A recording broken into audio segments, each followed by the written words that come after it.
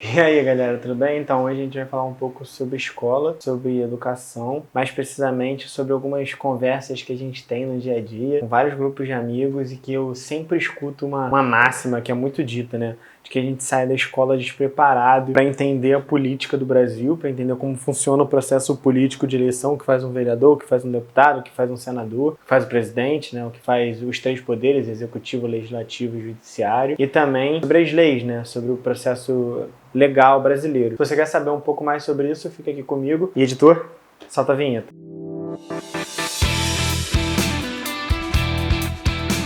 Para falar um pouco sobre esse processo de educação, sobre esse processo político e o porquê que as crianças não têm essa educação na escola, a gente precisa entender algumas coisas. Primeiro a gente tem no Brasil um modelo de escola, um modelo de ensino, que é o ensino voltado para conteúdo, né? Que os professores e os profissionais da pedagogia chamam de conteudista. No caso, força o professor a dar uma quantidade de conteúdo. Essa quantidade de conteúdo ela precisa ser anual, trimestral, semestral, depende do como o colégio é organizado.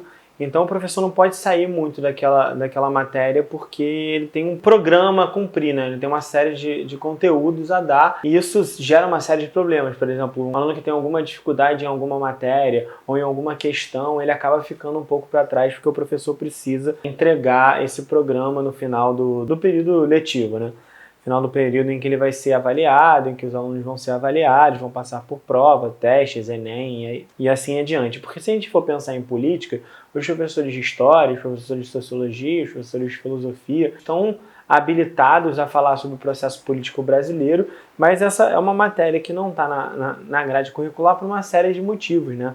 O processo político muda. E se a gente já vem de um processo que durou vários anos em trâmite legal na Câmara dos Deputados e dos Senadores, que era o projeto de escola sem partido, imagina se os professores começassem a trabalhar questões de política dentro das escolas, ou como isso ia ser mais complexo do que já é. Faria uma cartilha dos deveres do professor. Seria uma cartilha como o professor deveria agir em sala de aula, porque, segundo ele, existiria uma doutrinação ideológica dentro das escolas que fariam com que as crianças tendessem para a esquerda, para o espectro político à esquerda. Foi criado em 2004, mas foi em 2015 que começou a ser muito discutida dentro do espectro político, principalmente por conta da queda da presidente Dilma, depois do golpe da presidente Dilma, que fez com que isso tivesse uma força e foi, inclusive, uma das pautas que elegeu o presidente Bolsonaro. É importante dizer que o Conselho Nacional de Direitos Humanos emitiu uma declaração totalmente contrária a esse projeto, mas o projeto em si passou por alguns períodos, né? Passou por algumas problemáticas.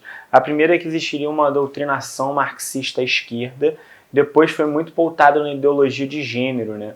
Que seria essa teoria de que dentro das escolas os professores ensinam as crianças sobre como fazer sexo, incentivam o sexo entre o mesmo gênero, né?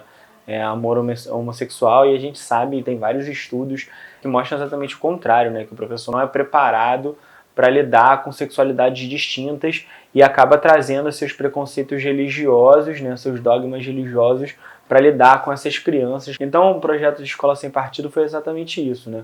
Foi um projeto, um programa para tentar limitar as atuações dos professores, dizendo que eles tinham uma ideologia, dizendo que eles tinham um partido. E o engraçado é que esse discurso foi comprado pela extrema-direita do Brasil, que queria impor aos professores uma maneira e um modo de dar aula. Além disso, existe um outro problema, que é quando a gente fala de sistema legal, sobre leis, nossos direitos e nossos deveres, a gente precisa entender que o direito, né, o sistema legal, o sistema judiciário brasileiro, ele é uma das estruturas do mundo burguês, né? As pessoas que compõem esse sistema, os advogados, os promotores, os juízes, são membros de uma burguesia, né, que teve acesso à educação, que precisa de notas muito altas no Enem, e além disso, foram construídos em cima de valores, em cima de ideias que são diferentes, porque são seres humanos diferentes, né? Você vai ter juiz que é extremamente preconceituoso,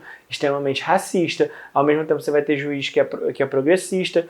Tudo isso faz com que o sistema, né, que o juiz interfira em cada caso de acordo com seus próprios valores. Significa o quê? Isso a gente pode ver, né? as nossas cadeias brasileiras superlotadas de corpos negros esperando julgamento. Saiu algumas medidas legais alguns anos atrás que permitem que o policial que fez a prisão sirva de testemunha, o que teoricamente para um sistema legal seria invalidado, né? Foi o cara que fez a prisão, então ele pode ter plantado evidências, pode ter plantado provas. Bem, isso gera uma série de conflitos.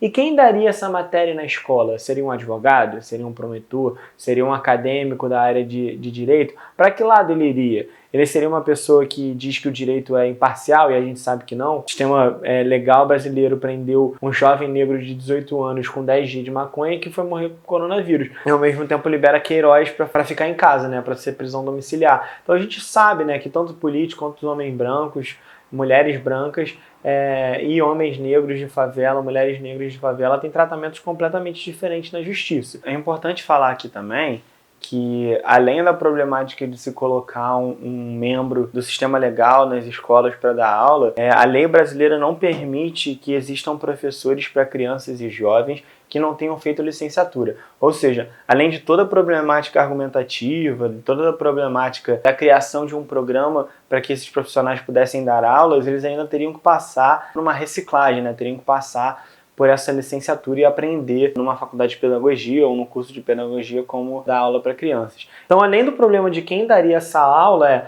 como você faz com que um advogado, um promotor, um juiz, um acadêmico do direito entre dentro das escolas e tenha um programa a se seguir? Seria conteudista também? Significa, ele teria que dar uma prova no final do ano? O que significaria estudar política e legislação dentro da escola, falando diretamente com crianças?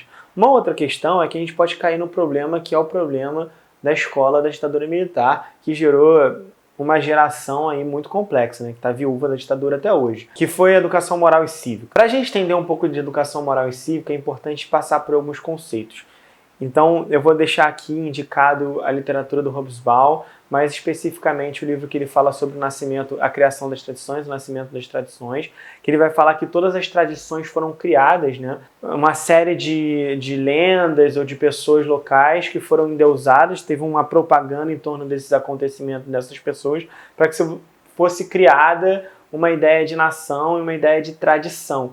É importante a gente entender que essa tradição e essa nação são criadas porque, conforme o tempo passa, essas figuras históricas vão mudando um pouco. Agora a gente está vendo nos Estados Unidos um processo para derrubar e destruir as estátuas de pessoas ligadas à escravidão, para se ver como é um processo que está em constante mudança e que essa ideia de tradição é uma ideia inventada e que, portanto, ela vai mudando de acordo com quem está no poder e quem está controlando a narrativa ou forçando a narrativa a mudar. Só que por que foi feita essa educação moral e cívica no Brasil, né? Civismo, essa ideia de nação, essa ideia de tradição, ela é muito importante para que um determinado tipo de conteúdo seja produzido, e o mais importante é que as pessoas criem um sentimento de nacionalismo, um sentimento de nação. Isso faz com que você se sinta pertencente a um determinado local em detrimento dos outros locais. Então, nada como o seu país, né? Brasil acima de tudo, Deus acima de todos. Seja lá o que isso signifique, porque ao mesmo tempo você baixa a cabeça para as políticas norte-americanas o tempo inteiro. Então, explicando aqui um pouco sobre educação moral e cívica, é uma matéria que tem uma história com ditaduras militares no Brasil. Durante o golpe que deu origem à República, essa matéria já foi incluída nas escolas. Depois, quando você tem o golpe institucional do Vargas, que dá origem ao Estado Novo, essa matéria foi de novo colocada nas escolas. E por último, você tem a introdução dessa matéria na ditadura militar de 64. Mais precisamente, a matéria foi incluída no programa depois da Lei 869 de 1969, que incluiu os estudos de educação moral e cívica nas escolas. A educação moral e cívica ela foi uma ferramenta muito importante da ditadura para gerar uma série de pessoas acríticas aos próprios processos da ditadura. Você vai ver, né, até hoje tem manifestações muito grandes pedindo a volta do AI-5 de 1964, porque são esses caras que foram frutos dessa educação moral e cívica e que não tiveram um processo de reconstrução e desconstrução daquilo que foi ensinado, que era uma matéria dada por militar dentro das escolas públicas brasileiras e particulares. E o outro conceito, né, a gente já falou um pouco de civismo, né, nessa ideia de tradição, nação, em que essas coisas são criadas para dar essa ideia de país, de nação. E ao outro lado tem a moral. A moral é um dos campos muito grandes da filosofia, que foram passados por vários teóricos. Eu vou falar aqui um pouco de alguns, mas o importante é que a gente saiba que a moral acompanha a sociedade também, né? Isso é uma coisa que o Durkheim, Emile Durkheim, vai falar muito, né? Os conceitos de moral vão mudando ao longo do tempo, e ao longo das necessidades da sociedade em que ele está incluído. O que a gente pode dizer é que a tradição judaico-cristã, a moral judaico-cristã, ela é extremamente importante para aquilo que é chamado de moral dentro da educação moral e cívica dos militares durante a ditadura militar. Então vamos falar um pouco desse processo de moral e o que é isso, né? Eu vou começar aqui com a moral para Kant. O Kant foi um filósofo que dizia que o ser humano existe em dois universos, em duas realidades, a animal e a racional. A animal é a nossa natureza individualista, a nossa natureza que quer buscar todo o tempo uma felicidade individual e saciar as suas vontades animais, né? Tipo, reprodução, comer, beber, todas essas coisas que são animalescas do ser humano. E por um outro lado existe a esfera de habitação racional, que seria para o Kant onde estaria a moral, né? Que seria uma coisa meio metafísica, inerente ao ser humano quando ele começa a apelar pela sua própria razão, que faria com que ele atuasse de forma moral, né? De forma positiva. Isso é interessante, a gente cair nessa ideia de bem e mal, né? Que está dentro da discussão do moral do Kant, e para a discussão de moral no Nietzsche, né? Que é no livro dele Genealogia da Moral, em que ele vai tratar especificamente dessa ideia, né, dessa origem das palavras bom e mal para entender o que é moral. Que seria a moral essa nossa necessidade de agir com aquilo que a gente acredita que é bom. O Nietzsche vai falar, né, e o estudo dele é muito importante em relação a isso, que é a perda da referência enquanto metafísica, né? A perda da referência enquanto uma entidade divina que está controlando nossas ações. Então, portanto, a gente tem que ser bom para a gente conseguir um lugar no céu, no paraíso. Ele vai começar a questionar todas essas teorias e ele chega na genealogia das palavras bom e mal. E no alemão, eu não vou saber exatamente como é que é o nome, eu vou botar na tela em algum lugar aqui como é que é a palavra bom, bem e Baumer, bom e mal, bem e mal, bem e mal. Bem, Baumer, bom e mal, bem, mal, bem, mal. Como é que é a tradução da palavra bem em alemão, que é que ele vai atrás e que ele percebe, ele vai perceber que essa ideia de bem e mal é ligada com questões de classe. Isso é muito importante a gente perceber. A palavra mal vem de uma palavra do alemão que é vinculado a pessoas simples, a pessoas com pouco dinheiro. E a palavra bom é já ligada à nobreza, a pessoas com muito dinheiro. Olha como isso é importante para a gente entender a moral no próprio capitalismo. Quando você coloca uma palavra que vincula posições positivas e posições negativas, né, que cria essa dualidade que é muito importante para o capitalismo, bem e mal, certo e errado, Deus e inferno, Deus e diabo, céu e inferno, todas essas coisas que vão colocando certo e errado, né, que vão gerando essa dualidade de positivo e negativo, são muito positivas para o capitalismo, né? Ela se estrutura nisso, né, para gerar uma classe alta, burguês, e uma classe trabalhador, proletário, profissional de streaming, qualquer coisa que precisa do seu trabalho, da sua força de trabalho para existir, né? Tem muito a ver com desse último vídeo que eu falei sobre meritocracia. Então, quando a gente percebe que as palavras bem e mal vêm de mal, plebeu, e bom, nobre, a gente já percebe que o próprio conceito de moral é um conceito que está validando as diferenças de classe social. Olha como isso é importante para um discurso moral e cívico. E olha como é que é complexo você colocar essa discussão dentro de escola, quando o próprio conceito, né, a problemática de você discutir política, você discutir legislação dentro da escola, é você colocar um elemento que pense essas matérias através de uma perspectiva da moral e cívica, né? Se a gente for olhar então para o Durkheim, que vai falar que a moral é um processo sociológico que vai mudando de acordo com as necessidades da sociedade, a gente vai percebendo que, na verdade, a moral é uma mola, né? Então, se você está numa sociedade em que tem muitas obrigações, muitos deveres, que o Estado é muito opressor, essa ideia de moral ela está sempre muito tensa, a ponto de estourar, né? Qualquer coisa que você faça que não siga de acordo com aquilo que o governo quer, que o governo concorda, essa moral estoura e você vai ser preso, vai ser morto, vai ser levado para a beira da praia, como diz o Bolsonaro. Em sociedades mais progressistas, essa ideia de moral ela é mais afrouxada, ela é menos tensa. Por quê? Porque é um momento de crescimento econômico, é um momento de crescimento dos discursos. Então, são nesses momentos da sociedade em que a moral está menos tensa, né? Então, você começa a discutir casamento LGBTQI+, e você começa a discutir também sobre maior integração da comunidade negra nas questões políticas, você começa a tentar mexer em reivindicar coisas que alimentam a estrutura racista do mundo. E todas essas coisas elas vão fazendo com que o elástico da moral fique menos tenso. O que eu estou falando disso tudo é que quando a gente entra nas questões de moral, quando a gente entra nas questões de ética, quando a gente entra nas questões de nação, a gente vai entendendo e percebendo que esses discursos eles são muito tensos. E eles estão em constante disputa política e disputa narrativa, né? Se a gente entender a política como uma disputa narrativa, a gente percebe como isso é problemático. A gente vai entrar também na teoria da ferradura, que eu vou falar num vídeo especificamente sobre essa teoria. Acho que são esses elementos de certo e errado, bem e mal, esquerda e direita, como se a vida fosse simples assim, como se não tivessem questões dentro dessas próprias tendências, né?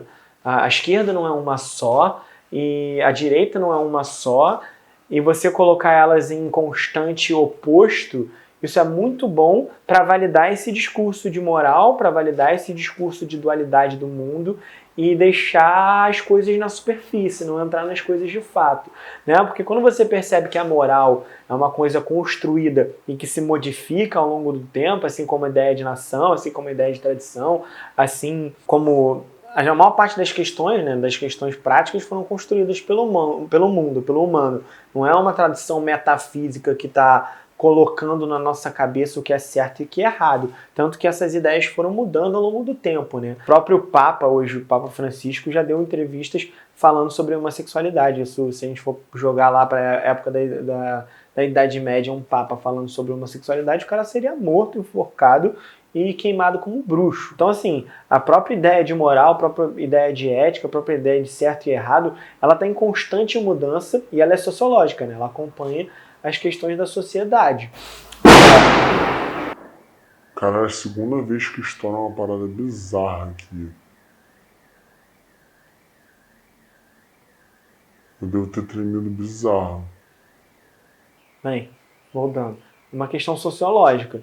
Então, se você não percebe isso e você se deixa levar por esse discurso, a gente volta a entrar numa ideia de escola enquanto doutrinadora, enquanto um elemento chave para representar interesses políticos, quando na verdade a escola está para fomentar nosso pensamento crítico científico, né? É para isso que existe a escola. A escola é uma ferramenta de socialização entre crianças, para as crianças aprenderem a viver em sociedade, saindo do seu núcleo familiar e ao mesmo tempo aprender ciência, né? Aprender a ciência humana, com história e geografia, aprender ciências naturais, com biologia, química, física, também as mais exatas, como matemática. Todas essas coisas vão desenvolvendo um homem científico, né? Um homem racional. Agora, se a gente começa a colocar elementos sociológicos inventados, que são estruturas bases de um sistema político, que é o sistema político burguês, a gente não tem como controlar como vai ser dada essa aula. Como esse programa vai ser criado? Ele vai ser um programa que vai dizer que o direito funciona de forma diferente para cada corpo, que o direito não provoca emancipação de corpos, que a teoria do direito blindado, né, do direito cego, ela é mentirosa, porque é a questão da imparcialidade. Imparcialidade não existe. Nós somos seres humanos, nós somos construídos com valores, e esses valores vão ser atribuídos a toda a nossa prática política e social. Então, assim, você acreditar que existe alguma parte da sociedade que é imparcial é mentira, é impossível, desde o jornalismo ao direito. Não existe imparcialidade. O sistema legal, o direito, é uma ferramenta, né? É uma ferramenta de vigiar e punir, como vai dizer o Foucault. né? Você tem os espaços do Estado que vão vigiar, que é a polícia, são os meios de comunicação, são os avanços tecnológicos, e você tem o sistema de punir, né? Que aí vai do direito até o sistema carcerário. Ou no caso do Brasil, né, no caso de muitas sociedades um pouco mais atrasadas, você tem a própria polícia, né, como aparato de prática de punir, né, que mata pessoas na rua, some com corpos, invade casas sem mandato e uma série de coisas que as favelas brasileiras estão cansadas de viver. Então, quando você coloca esse elemento dentro da escola e você estimula esse tipo de debate, você já tem os professores de história, os professores de sociologia e de filosofia que podem fazer esse tipo de debate. Então você não precisa criar uma cadeira. O problema é que se você coloca as humanas para discutirem política e sociedade dentro da escola, entra naquele problema, né, do escola sem partido e começar a dizer que os professores estão doutrinando com marxismo cultural as crianças. Coisa que quem viveu dentro de escola sabe que não existe. A outra coisa, que é o outro problema grande, é que a escola teria que se reestruturar, teria que parar de ser conteudista, ou seja, a estrutura da escola teria que mudar para deixar de ser geradora de conteúdos, né? O professor tendo que dar mais conteúdos do que muitas vezes os alunos aguentam, e passar a ser uma escola de discussão, uma escola mais construtivista. A gente pode ter um vídeo sobre isso depois. Posso chamar alguém para conversar sobre construtivismo especificamente na educação, falar um pouco da Escola da Ponte em Portugal, que é uma escola pública que usa desse sistema construtivista, que é um pouquinho diferente do conteudismo clássico cartesiano, né? Então, assim, é muito importante a gente perceber que quando se fala que tem que se discutir política e se discutir questões legais dentro da escola para as crianças saírem sabendo os seus direitos e deveres, é saber que esses próprios conteúdos, eles estão em embate teórico e político o tempo inteiro. O que é legal hoje pode não ser legal amanhã, né? A gente faz uma política de guerra às drogas, mas quem sabe amanhã as drogas começam a ser lidadas como um problema de saúde, não como um problema de polícia, e começam a ser legalizadas e tem um controle do uso pela sociedade, como acontece, por exemplo, nos Países Baixos, na Holanda, né? Então, assim, as questões legais e as questões políticas estão em eterna mudança, né? Estão em constante mudança. Então, você colocar esse debate com um novo profissional dentro da escola significa não saber exatamente para onde isso vai. Se isso vai cair para uma ideia de moral e cívica, ou se isso vai cair para uma ideia de progressismo depois de ser taxado como doutrinação. Então, assim, existe um problema muito grande nessa discussão e que ela precisa ser feita. Eu e Yuri acho que essa é uma discussão que deveria estar dentro de todas as faculdades, todas as universidades, inclusive dentro do mercado de trabalho. O problema é que quando você começa a discutir questões de direito e questões de política, as pessoas começam a criar pensamento crítico. E pensamento crítico significa, citando o grande Paulo Freire, né? Quando a educação não é libertária, o sonho de todo oprimido é virar opressor. Que significa, se você não tem uma educação que te liberta das amarras do capitalismo, que te liberta das amarras discursivas, que te faz acreditar que você vai ser para sempre classe trabalhadora e que você depende do seu chefe para ter dinheiro no final do mês, você não rompe com essas ideias, seu sonho vai ser um opressor, vai ser virar chefe. E não quebrar com essa corrente de dominação, né? Não quebrar com essa corrente de opressão. Então, é mais ou menos isso, gente. Espero que vocês tenham gostado. Esse é um vídeo que tem um pouquinho mais de caráter teórico, né? Muito importante entender um pouco de onde vem essas ideias de moral, de ética, moral judaico-cristã, como isso interfere na nossa vida, no nosso dia a dia. Espero que vocês tenham gostado. Se gostar, curte aqui, compartilha com seus amiguinhos. É muito importante esse compartilhamento para fazer com que o canal cresça e esses debates ganhem uma nova dimensão. E se inscreve no canal. Beijo!